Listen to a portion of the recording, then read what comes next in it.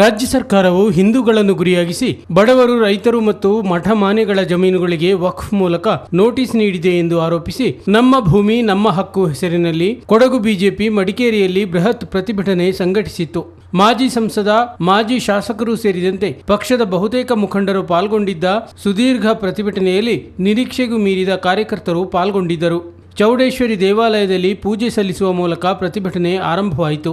ರಾಜ್ಯ ಸರ್ಕಾರ, ಕಾಂಗ್ರೆಸ್ ಪಕ್ಷ, CM Siddaramaiah, DCM DK Shivakumar ಮತ್ತು ಸಚಿವ ಜಮೀರ್ ಅಹಮದ್ ವಿರುದ್ಧ ಘೋಷಣೆಗಳನ್ನು ಕೂಗುತ್ತಾ ಕಾರ್ಯಕರ್ತರು ಮೆರವಣಿಗೆಯಲ್ಲಿ ಮಾರ್ಕೆಟ್ ಚೌಕಿಗಾಗಿ ಜನರಲ್ ತಿಮ್ಮಯ್ಯ ವೃತ್ತ ಬಳಸಿ ಜಿಲ್ಲಾಡಳಿತ ಭವನದ ಎದುರು ಸಮಾವೇಶಗೊಂಡರು. ಮುಖ್ಯಮಂತ್ರಿ ಸಿದ್ದರಾಮಯ್ಯಗೆ, ಕೊಡಗಿನಲ್ಲಿ ಅಭಿವೃದ್ಧಿ ಮಾಡುವ ಕಾಂಗ್ರೆಸ್ ಸರ್ಕಾರಕ್ಕೆ, ರೈತರ ಭೂಮಿಯನ್ನು ಕಬಳಿಸುತ್ತಿರುವ ಕಾಂಗ್ರೆಸ್ ಸರ್ಕಾರಕ್ಕೆ, ದೇವಾಲಯ ಭೂಮಿಗಳನ್ನು ಕಬಳಿಸುತ್ತಿರುವ ಕಾಂಗ್ರೆಸ್ ಸರ್ಕಾರಕ್ಕೆ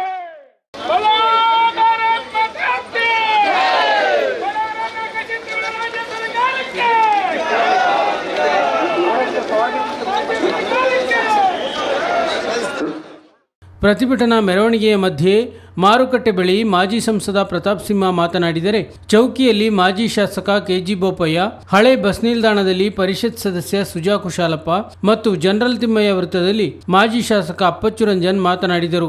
ರಾಜ್ಯ ಸರ್ಕಾರದ ನಡೆಯನ್ನು ತೀವ್ರವಾಗಿ ಖಂಡಿಸಿದ ಮುಖಂಡರು, ಸರ್ಕಾರ ಪತನವಾಗುವವರೆಗೆ ಹೋರಾಟ ನಿಲ್ಲದು ಎಂದರು.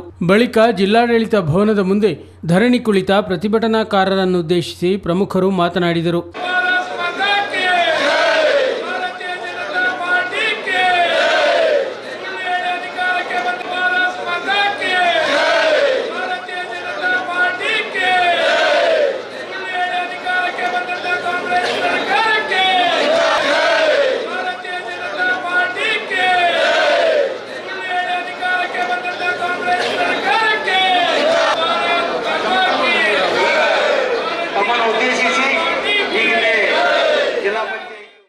ಸುದೀರ್ಘ ಪ್ರತಿಭಟನೆ ಹಿನ್ನೆಲೆಯಲ್ಲಿ ಮಧ್ಯಾಹ್ನ ಧರಣಿ ಸ್ಥಳದಲ್ಲೇ ಕಾರ್ಯಕರ್ತರಿಗೆ ಭೋಜನದ ವ್ಯವಸ್ಥೆ ಮತ್ತು ಜಿಲ್ಲಾಡಳಿತ ಭವನದ ಎದುರು ಕುಳಿತುಕೊಳ್ಳಲು ಕಾರ್ಪೆಟ್ ವ್ಯವಸ್ಥೆಯನ್ನು ಮಾಡಿದ್ದು ವಿಶೇಷವಾಗಿತ್ತು.